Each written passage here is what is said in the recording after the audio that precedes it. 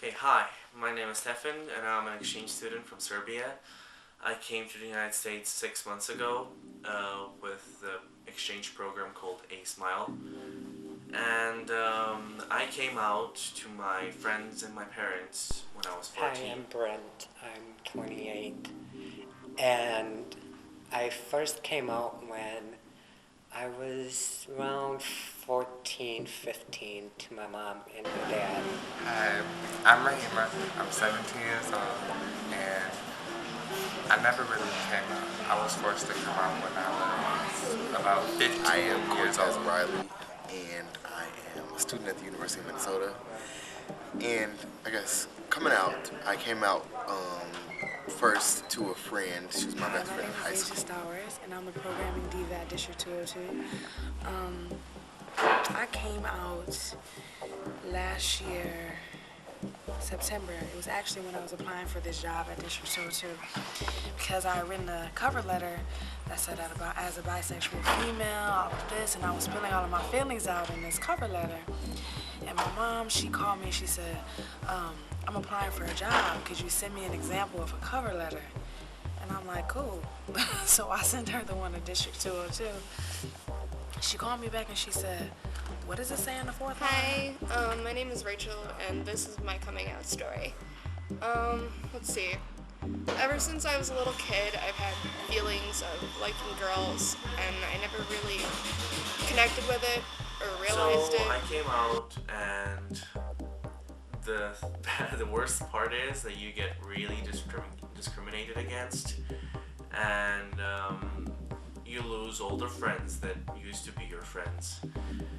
The friends that you thought that you had actually just would stab you in the back because you're gay now, we don't need you anymore, you're different than us. So I basically had only gay friends in Serbia or a few straight friends who were really okay with people who are gay, but they would get discriminated against too. When I came out to my dad, he actually wanted to take me to a strip club and get me a prostitute so that I could be straight, normal.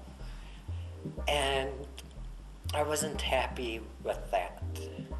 My dad, I have no contact with. I was living with him at the time, and he kicked me out, so I was homeless.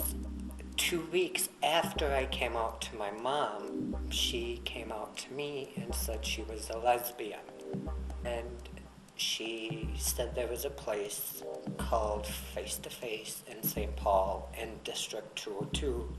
I found District 202 to be easier because there was other teens that I knew that I could talk to, and if I had any problems, I can go to the staff and let them know what is going on. When I first came out, my mother had a lot of problems with me, or with my sexuality. And my father, he was just like kind of like ambivalent about it. But my mother told my father to give me a prostitute when I was 15, because she wouldn't have a gay son. She commonly thought that it was a phase. She eventually came around. She seen this movie called Prayers for Bobby, and it was pretty much a movie about this little teen guy committing suicide, as well as his mother, his devout Christian mother, putting him down. And my mother saw that movie and kind of, had an epiphany. I don't really believe in sitting down and saying, oh, I'm this and coming out because I feel like I'm normal. And if I sit somebody down and say, this is who I am, that's like I'm abnormal and I know you're not going to like it, but I'm normal. So who I am is who I am. And if you accept it, you accept it. I was raised at the time in a home that was really anti-gay and very homophobic. And so I just kind of buried that down and never really realized what I They rang was. the door at like 11 p.m. So I actually just opened the door without even looking who's outside because I thought it was my neighbor who needed something. And it wasn't. It was two guys who came into my apartment and attacked me. It was about 5 or 4 hours of torture before the police came. The police really didn't care. They actually started questioning me, as in, why did you let them in the apartment? Why do you open the doors at 11 p.m.? Life now for me is 10 times better than what it was. I'm no longer hiding who I am from anybody. The support of the gay community, and we're all one, we're all equal, and people don't recognize that. And I want to make a change. Like, no, I'm not going to accept no for an answer. And I guess I was able to do that because I found an inner strength. I knew that God loves me. I knew that I was not all the things that people were saying about how homosexuals are this and blah, blah, blah. I knew that those things weren't true, that they were just people being ignorant.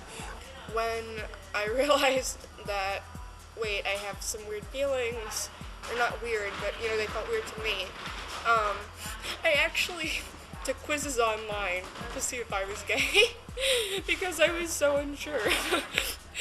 And all of them said I was a lesbian, and I'm just like, okay, you know what? If 10 people say you have a tail, maybe you should turn around and look. So my family, even nowadays, doesn't want to talk to me because I can rotten their children, I can make them gay, I'm a disgrace to the family. The only person in my family who always supported me is my aunt, and without her, I wouldn't be here probably, because I had after all of that happening, I had a few suicidal attempts, which gladly and luckily didn't happen. I mean, I didn't kill myself because I had only a few friends who were my real friends and who stayed beside me. One of the things that helped me overcome not bullying, but just discrimination in my community, specifically in the Black community, because it can be very harsh, is art, dance, theater, singing, poetry. All of that is an outlet for me to tell my side of the story, say how I feel. And I asked him, I'm like, Dad, if I found a girl and I was to get married to her, would you come to my wedding? He said, definitely. And for me, that was so nice to hear, because at first, his initial response when I told him was, what, does that mean you're going to bring girls home now? It's unfortunate sometimes in our community that people take their lives because they can find that inner strength in themselves to, I'm a beautiful person and I'm worthy of love, I'm worthy to, of greatness, etc., etc. Hey everybody, this is your girl Rahima, showing y'all love. It's 2011 and this year is going to be really good. And so I just want everybody that is struggling to find themselves, just really open up and just let that inner person out. Let them free. And just be who you are, baby.